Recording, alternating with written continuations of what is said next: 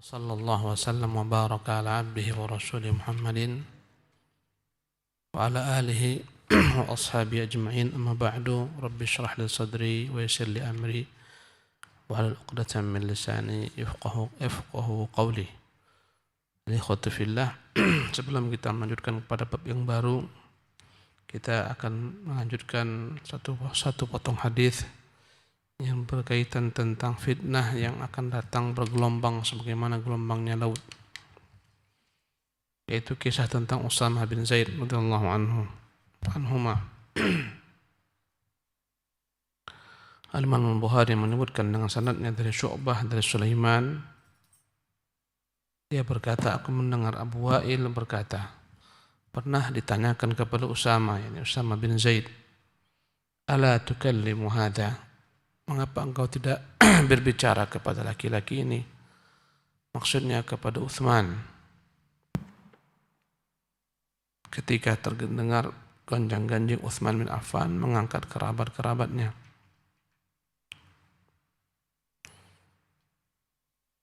Maka berkatalah Usama, qala qad kallamtuhu ma duna an aftaha baban akunu awwala man yaftahuhu. Kata Usama, aku telah berbicara kepadanya, tapi bukanlah aku orang yang ingin membuka pintu fitnah. Aku bukan ingin menjadi orang pertama kali membuka pintu fitnah. Maksud Usama, dia telah berbicara dan berjumpa dengan Uthman. Ya, menasihati Uthman, memperingatkan Uthman dengan berduaan tanpa di hadapan orang banyak. Sebagian orang-orang menganggap Usamah diam, tidak mengingkari perbuatan Utsman, karena Utsman mengangkat kerabat-kerabatnya, padahal tidak ada celah pada Utsman mengangkat kerabat-kerabatnya. Andai kata memang layak. Ada sebagian kerabat yang diangkat Umar itu, ya seperti Al-Walid, dia tergelincir, akhirnya mabuk minum khamar. Tapi juga Utsman tegas, Utsman mencopotnya, kemudian menyambuknya. Tak ada celah pada Utsman mengangkat kerabat-kerabatnya hakikatnya. Tapi demi menutup pintu fitnah, maka Usamah memberikan kepadanya masukan nasihat. Bahkan kalau kita bandingkan antara kerabat-kerabat yang diangkat Utsman ketika menjadi khalifah dengan Ali, lebih banyak lagi kerabat-kerabat Ali. Tapi orang tak ada mencela Ali dalam bab ini. Maka berkata Usamah kepada orang yang bertanya kepadanya tadi, qad kallamtuhu, aku sudah berbicara kepadanya, tapi aku tak mau menjadi orang yang pertama kali membuka pintu fitnah.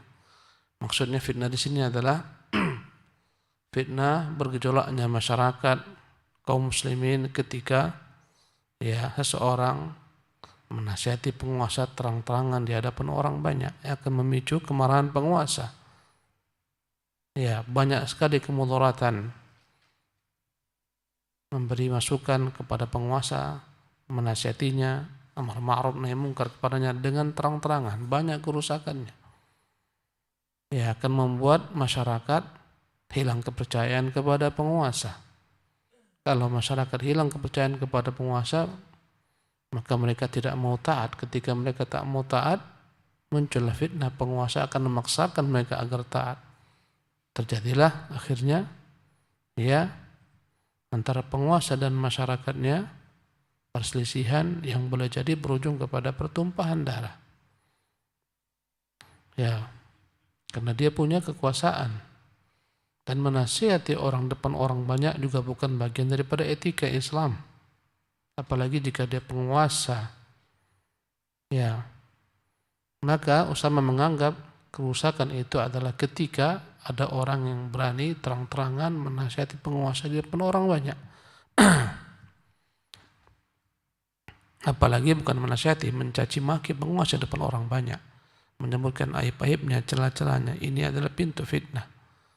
Ya, dan kita melihat gelombang fitnah demi gelombang datang disebabkan karena sebagian orang yang terang-terangan mencela penguasa, memaki-maki penguasa dan aparat di hadapan orang banyak. Ini membuka pintu fitnah. Ya. Maka Usama mengatakan, aku bukanlah orang yang ingin menjadi pembuka fitnah di awal pembukanya. Ya, artinya fitnah itu bisa muncul disebabkan karena hal semacam ini. Dan mazhab Ahlus Sunnah amar ma'ruf nahi munkar kepada semua orang, bahkan kepada penguasa, tapi dengan cara-cara yang diizinkan dalam syariat. Adapun kaum Mu'tazilah, mazhab mereka ingkar munkar kepada penguasa dengan pedang, dengan senjata. Demikian juga Khawarij. Bahkan boleh dikatakan telah sepakat ahlu bid'ah bahwasanya mereka menghalalkan darah penguasa, memerangi penguasa jika mereka lihat penguasanya menyimpang, zalim menurut persepsi mereka. Ya, sebagaimana Utsman dibunuh, sebagaimana Ali dibunuh. Ya. Dan sesungguhnya tak akan pernah ada yang mereka rela menjadi penguasa. Siapapun yang akan mereka gantikan boleh jadi lebih buruk daripada orang yang digantikan, dan begitulah kenyataannya. Berkata Usama, "Wa ma ana billadhi aqulu rajulin ba'da an yakuna amiran ala rajulaini anta khairun." Kata Usama, aku bukanlah tipe laki-laki yang ketika ada seorang telah dipilih menjadi seorang penguasa atas masyarakatnya, aku menjilat sehingga mengatakan kepadanya, engkaulah orang terbaik. Kata Usama, aku ini bukan orang penjilat. Jika ada kesalahan akan kuterangkan dengan cara yang baik, bijak, berduaan dengannya, bukan di hadapan orang banyak. Aku tak akan pernah mengatakan penguasa, engkau sempurna. Sebagian masyarakat, jika tak diberi penguasa, apa yang mereka inginkan? Penguasa dikafirkan. Jika penguasa memberikan apa yang mereka berikan, maka penguasa dipertuhankan, dijilat, diangkat setinggi-tingginya. Ya. Ba'da ma sami'tu min Rasulillah sallallahu alaihi wasallam yaqulu, setelah aku mendengar Rasulullah pernah bersabda, kata Usama, yuja'u bi rajulin fayutrahu finnar, akan didatangkan kelak di hari kiamat seorang laki-laki kemudian dicampakkan ke dalam api neraka. Fayathanu fiha katuhnil himari birahahu, maka dia pun berkeliling-keliling dalam api neraka, ya, sebagaimana keldai yang berkeliling-keliling untuk menumbuk gandum. Ya, dahulu kala mereka untuk menggerakkan, ya, penumbuk gandum, ya, mereka menggunakan keldai yang disuruh berputar-putar, diikatkan pada keldai tersebut semacam kayu, ya, kemudian keldai disuruh berjalan menghasilkan gerak. Orang menggunakan sebagian tempat yang banyak airnya dengan air, kincir air. Mereka pakai keldai, berputar-putar keldai tersebut. Dengan berputarnya dia terjadilah pergerakan, maka naik turunlah ketika itu penumbuk gandum. Maka Rasulullah mengumpamakan tentang orang-orang di neraka, nanti ada orang-orang yang dicampakkan ke dalam neraka. Dia berputar-putar sebagaimana keldai berputar-putar untuk menumbuk gandum pada porosnya. Fayatifu bihi ahlun nar, maka berkumpullah penduduk neraka pada laki-laki tersebut yang dicampakkan ke dalam neraka, kemudian dia berputar-putar karena dahsyatnya azab. Fayaquluna, maka mereka berkata, ai fulan, wahai fulan, alasta kunta ta'muru bil ma'ruf, bukankah engkau dahulu orang yang menyuruh kami berbuat ma'ruf? Wa tanha 'anil munkar, bukankah engkau yang dahulu melarang daripada perbuatan munkar? Fayaqulu, dia pun menjawab, inni kuntu amuru bil ma'rufi wa la af'aluhu. Memang dahulu aku perintahkan orang berbuat kebaikan tapi tak aku lakukan. Wa anha 'anil munkari wa af'aluhu. Aku melarang orang berbuat munkar, aku pun melanggarnya. Inilah balasan bagi orang-orang yang tidak konsekuen dengan amar ma'ruf nahi mungkarnya. Kata Usama, aku bukan orang seperti itu. Aku bukan penjilat. Aku bukan orang yang tidak menerapkan apa yang kukatakan. Ya. Dan akhirnya benar saja. Ya. Ketika mereka menyebarkan aib-aib Utsman, dahulu tak ada medsos. Dari mulut ke mulut. Gembongnya fitnah Utsman ini Abdullah bin Saba. Ini gembongnya. As-Sabaiyah. Laki-laki Yahudi. berpura-pura masuk Islam, tujuannya merusak Islam. Ya, menyebutkan berbagai macam berita-berita palsu, berita dusta. Mengatakan Uthman itu zalim, menzalimi sahabat-sahabat, memukuli Abdullah bin Mas'ud sehingga patah tulang belakangnya. Padahal Ibnu Mas'ud sehat-sehat saja. Disebarkan di mana? Disebarkan di daerah Mesir, Kufah, Basrah. Yang memukuli ibunda-ibunda orang beriman, tidak memberikan hak-hak mereka, mengangkat kerabat-kerabatnya, nepotisme, korupsi, macam-macam. Disambut oleh orang-orang banyak yang mereka jauh daripada para sahabat, jauh daripada ilmu. Ketika musim haji, ketika orang-orang berangkat haji, mereka berpura-pura mau haji. Mereka datang ke kota Madinah. Di sanalah mereka menuntut agar Uthman melepaskan jabatannya dengan berbagai macam tuntutan. Mereka menguasai Madinah, jumlah mereka banyak. Jumlah mereka sampai 3.000 orang. Sementara kondisi musim haji, kebanyakan sahabat pergi ke Mekah. Hanya segelintir sahabat yang ada di sana di Madinah. Ya. Dan para sahabat sendiri telah siap-siap untuk melawan mereka. Ada sekitar 700-an orang sahabat yang berdiam di Madinah, ingin membela Uthman. Tapi Uthman melarang mereka untuk membelanya, melawan mereka karena khawatir tertumpah darah-darah para sahabat. Kata Uthman, kalaulah harus ada darah yang tertumpah, maka dialah darahku. Maka Uthman perintahkan mereka sebagai khalifah, patuhilah saya, pulang masing-masing ke rumah kalian. Bahkan Uthman memerintahkan semua budak-budaknya untuk tidak ikut-ikutan membelanya. Kata Uthman, siapa yang tak membelaku, memasukkan pedangnya ke dalam sarungnya, maka dia merdeka. Uthman ditahan sehingga tak boleh sholat di masjid. Bahkan ditahan untuk minum. Ya, bahkan salah seorang ibunda orang-orang beriman, Ummu Salamah kalau tak silap, sembunyi-sembunyi membawakan air untuk Uthman, ditumpahkan mereka. Ya. Mereka melarang Uthman sholat di masjid. Yang menjadi pemimpin sholat adalah pemberontak. Ya, kacau balau kota Madinah kala itu. Tapi Uthman menyuruh sahabat semuanya untuk tidak melawan. Telah keluar ketika itu Hasan dan Husain dan sahabat-sahabat lainnya. Tapi semua disuruh Uthman untuk kembali. Ya. Mereka menuntut Uthman menurunkan para penguasa-penguasa yang dia pilih, gubernur-gubernurnya. Di antaranya gubernur di Mesir. Mereka meminta agar diangkat penggantinya Muhammad bin Abi Bakar.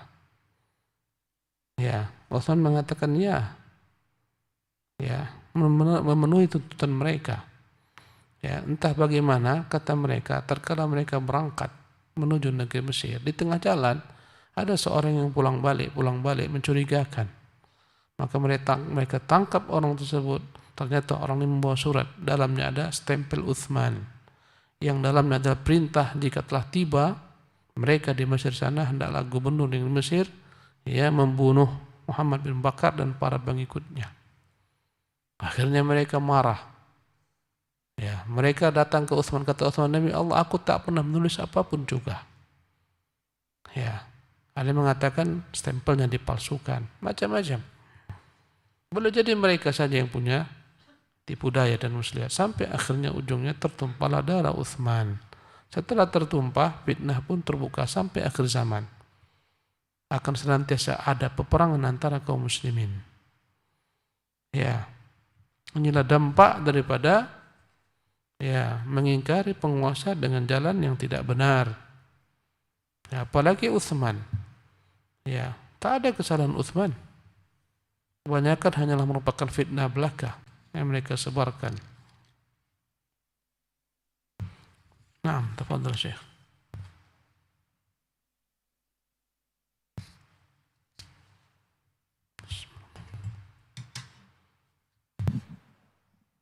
Bismillah, alhamdulillah, wassalatu wassalamu ala rasulillah wa ala alihi wa ashabihi wa man walah wa ba'd. Qala al-Imam Bukhari rahimahullah rahmatan wasi'ah fi kitabil fitan babun an Abi Maryam Abdullah bin Ziyad al-Asadi qala lamma sara Talhatu wa Zubairu wa Aisyatu ila al-Basrah ba'asa Aliyu Ammar bin Yasir wa Hasan bin Ali ila al-Kufah liyastanfirahum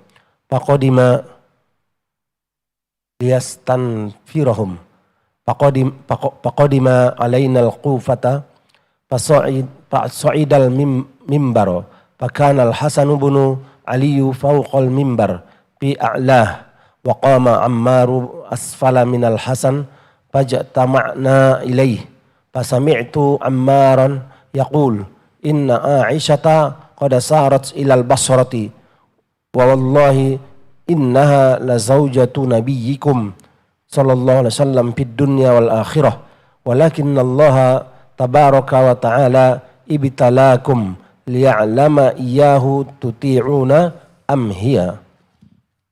Babun, berkata Imam Bukhari bab, dan dia tidak menyebutkan tarjamatul bab, mengosongkan bab. Dari Abu Maryam Abdullah ibn Ziyad al-Asadi, dia berkata, lamma sara Talhatu wa Zubairu Aisyatu ila al-Basrah, ketika berjalan Talha, Az-Zubair dan Aisyah menuju Basrah. Ini setelah terbunuhnya Utsman bin Affan. Setelah terbunuhnya Utsman bin Affan, para sahabat menyesal. Ya, mereka menyesal. Talha dan Zubair izin ke Mekah kepada Ali setelah Ali diangkat sebagai khalifah Ali kaum muslimin. Di sana mereka berjumpa dengan Aisyah. Intinya mereka menyesal bagaimana Utsman tertumpah darahnya. Maka mereka menuntut agar Ali segera menuntaskan masalah ini. Tentunya seorang penguasa tak ingin intervensi masyarakatnya, rakyatnya. Tentunya dia punya pertimbangan-pertimbangan. Para pemberontak itu, para pembunuh Utsman ada pada pasukan Ali. Bahkan mereka lah pembela Ali. Mereka adalah orang-orang kuat yang memiliki kekuasaan, memiliki banyak pengaruh dan pengikut, yang jikalau Ali menganggap itu diterapkan dalam waktu yang cepat akan menimbulkan gejolak baru, akan menimbulkan kekacauan yang boleh jadi chaos karena mereka memiliki pengaruh besar. Maka Ali menuntut agar sabar. Tapi para sahabat yang merasa menyesal dengan terbunuhnya Utsman tidak sabar. Ya, maka mereka berangkat menuju Ibunda Aisyah di Mekah. Dari Mekah mereka beramai-ramai berangkat menuju Basrah. Basrah adalah merupakan tempat yang berdekatan dengan Kufah. Kufah adalah pusat pemerintahan pada masa Ali. Ya, jadi Ali ketika menjabat sebagai khalifah dia pindahkan Darul Khilafah, ibu kota kekuasaan yang sejak zaman Nabi berada di kota Madinah sampai masa Utsman. Ketika Ali pindahkan ibu kota khilafah ini kepada Kufah. Ya. Ketika Ali mendengar Talha, Zubair, Aisyah mereka berangkat menuju Basrah, tentulah Ali menyiapkan pasukan ya untuk menghalau mereka. Ba'atha Aliyun Ammar bin Yasir, maka Ali mengutus Ammar bin Yasir, wa Hasan bin Ali, dan mengutus putranya sendiri Hasan bin Ali, ilal Kufati liyastanfirahum, ke negeri Kufah agar mengajak masyarakat Kufah, ya pasukan yang ada di Kufah untuk keluar menghalau orang-orang ini.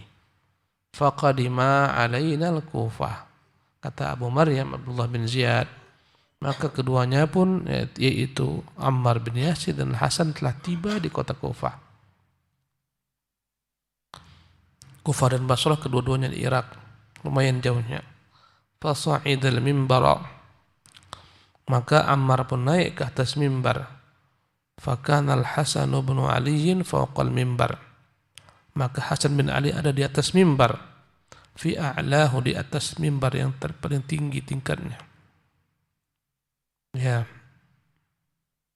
kedua-duanya naik mimbar, tapi Hasan berada di tangga yang lebih tinggi di mimbar.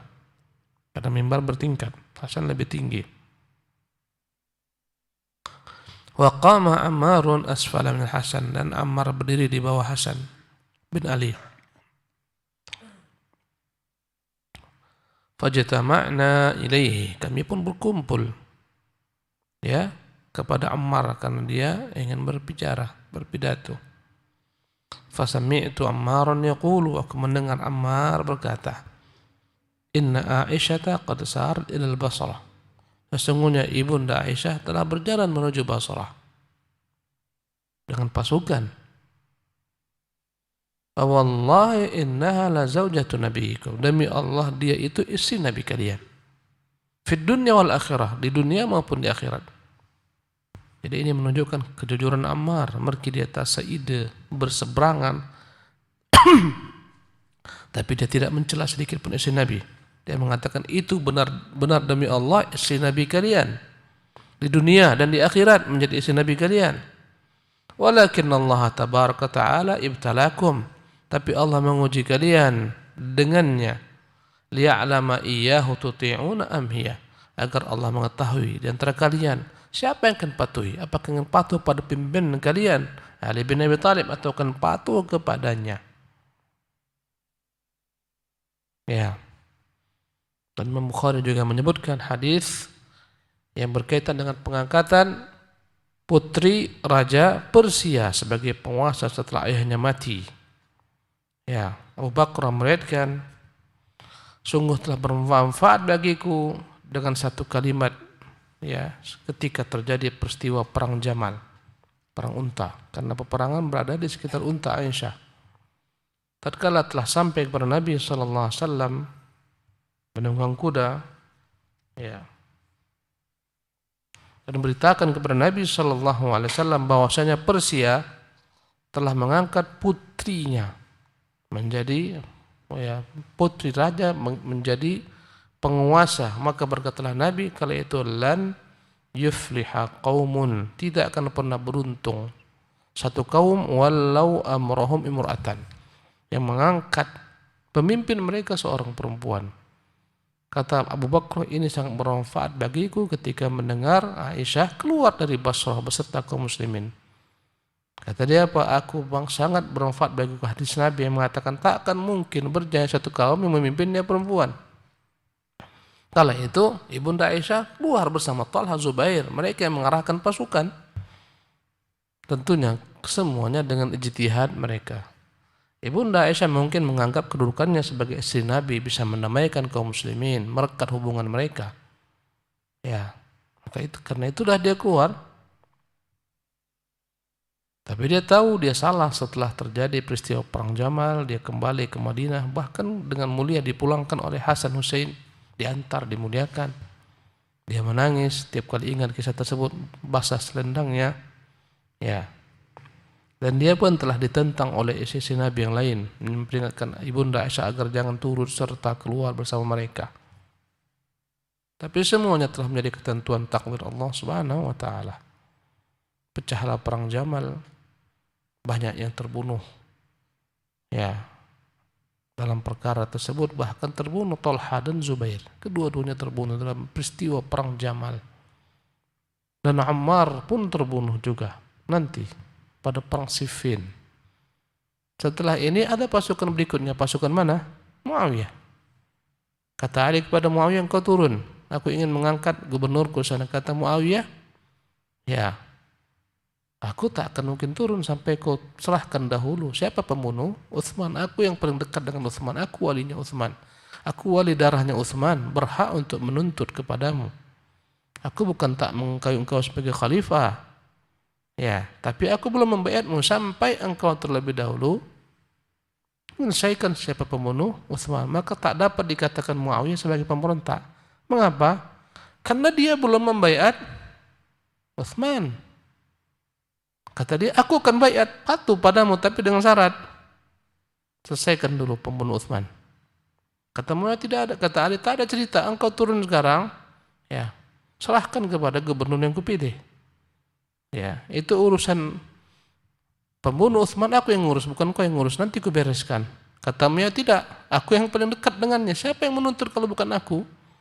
Akhirnya Ali tentunya gemes, perintahnya tak diikuti. Dia kirim pasukan. Muawiyah tentu membela diri. Muawiyah itu sudah 20 tahun menjadi gubernur di negeri Syam, membuat Syam menjadi negeri yang kaya raya, makmur, dicintai oleh rakyatnya, dan dia pun mencintai rakyatnya, dan dia berdekatan dengan kerajaan Romawi, dan dia menjadi benteng dari arah Syam sana, sehingga Romawi tak berani untuk bermacam-macam dengan kaum muslimin. 20 tahun dia menjadi gubernur sejak masa Umar bin Khattab. Yang mengangkat Muawiyah menjadi gubernur adalah Umar bin Khattab.